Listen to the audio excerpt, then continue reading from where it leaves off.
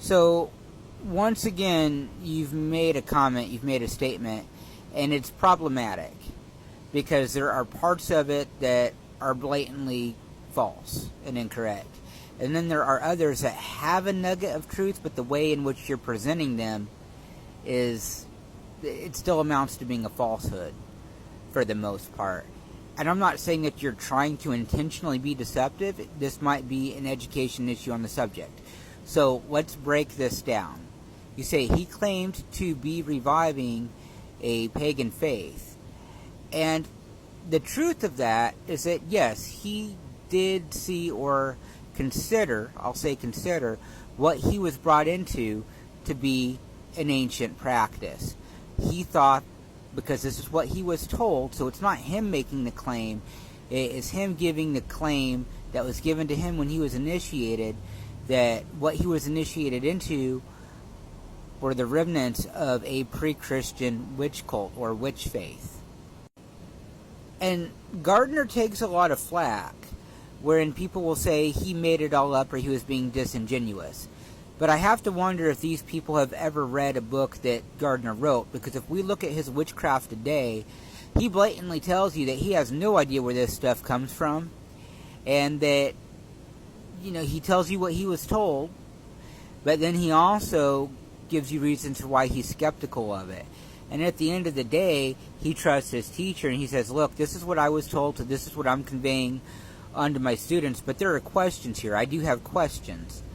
And he even posited himself that some of the rituals could have been taken from Crowley's materials. Now, he did not know that for a fact.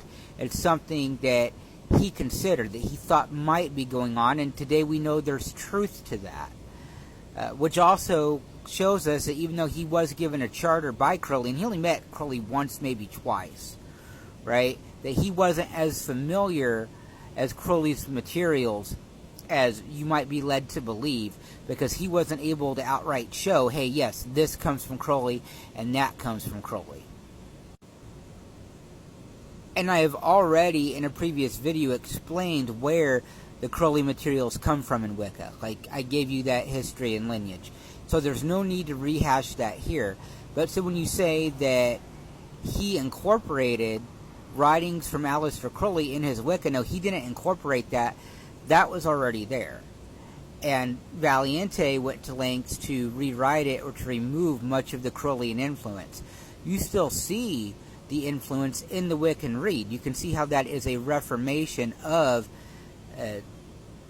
love is the law, love of the will, do what thou wilt should be the whole of the law. Here's the thing. You're not a fan of Crowley. I'm not a fan of Crowley either. But we can't be throwing the baby out with the bathwater. For whatever Crowley did or who he was, just because he influenced something that influenced something that would become the religion of Wicca, does not mean Wicca is bad or nefarious, or that the values of Wiccans reflect the values of Crowley, because they don't.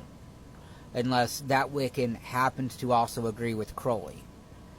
And Wiccan ritual is solid. I think it was a mistake to Wicca. I think it was a mistake to call it witchcraft. But at the end of the day, it's solid ritual, it's solid liturgy, and I quite enjoyed it.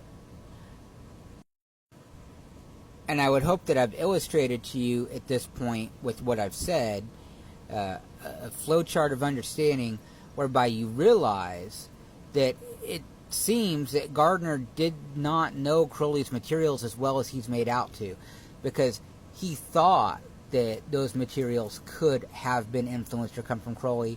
He speculated that Crowley could have wrote those things, but he couldn't prove it.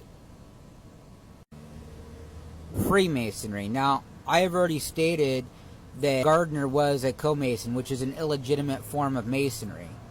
And I've been told that he was a legitimate mason before he became a co-mason. I don't know if that's true or not. I've never tried to verify it, because as it pertains to this subject in my interest, it doesn't matter. It's irrelevant. I don't really care.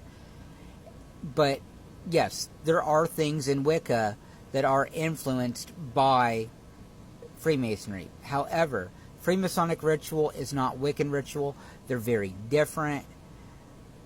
there are things that were adapted as far as structure and moving the rite along, right?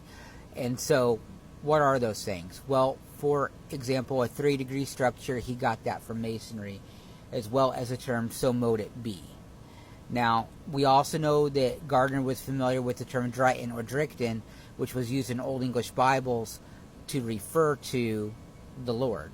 And so, he could have been exposed to the phrase "so mote it be" in the Bible, but the prevalence to use that in ritual, he did get that from Freemasonry. And we don't know that the word Drighten was introduced by Gardner himself. And I've studied this quite a bit. Like, Wiccan ritual is fascinating, and to see the uplines and the downlines and how things evolved over time.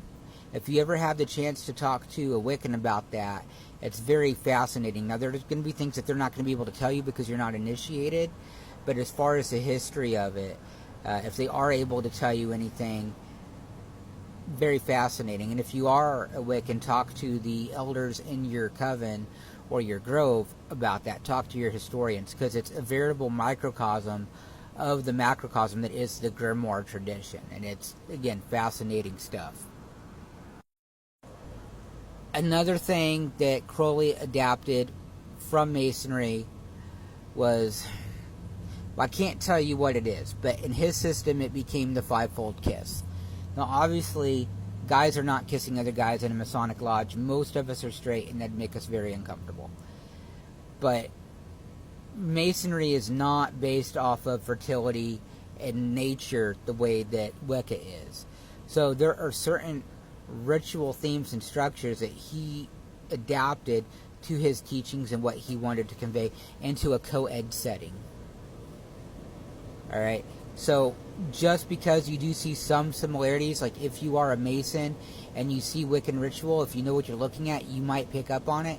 That doesn't mean that Wicca is Freemasonry or that Freemasonry is Wicca, and they teach very different things.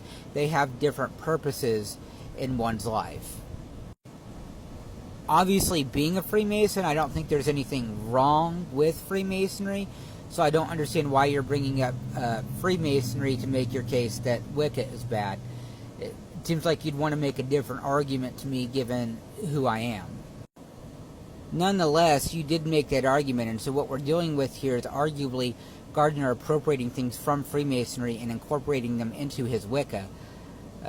But he appropriated it in the way that Future Farmers of America, or maybe it was 4-H, appropriated openings from a Masonic lodge, right? And those who are brothers in Masonry and also part of those organizations or have seen those openings, you'll know what I'm talking about.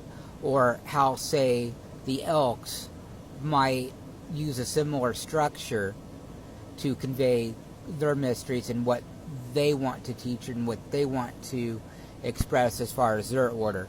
So we're just using a basic format here.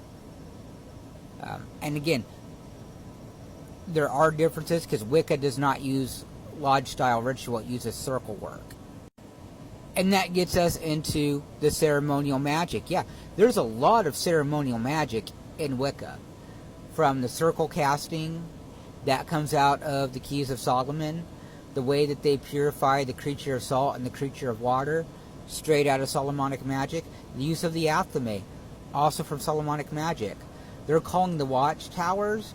That's a reference to the watchtowers in Dee's Enochian system. They inherited that through Golden Dawn influence. They don't use those tablets in their ritual, but they still hearken back to those watchtowers.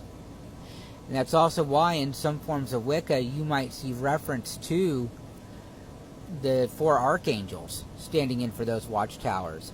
A lot of people might be surprised to find that in Alexandrian Wicca there's a lot of material that's Judeo-Christian and uses Judeo-Christian divine names, God names.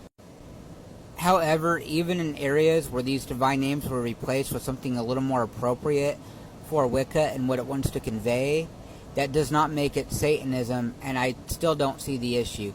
Because as you mentioned, I see as nefarious or evil. I mean, Crowley stuffs, right? But aside from him.